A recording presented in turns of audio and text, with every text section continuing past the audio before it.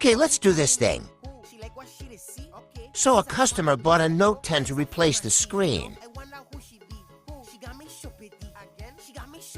So we do what we do best at Transformer Electronics. Replace the screen in 15 minutes. So the customer was for you, please. What I'm showing you is step-by-step procedure on how.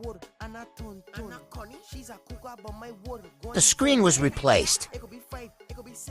If you look carefully, you'll see I am taking my time.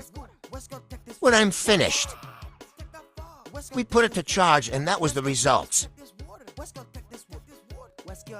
Screen working perfectly. Only at Transformer Electronics.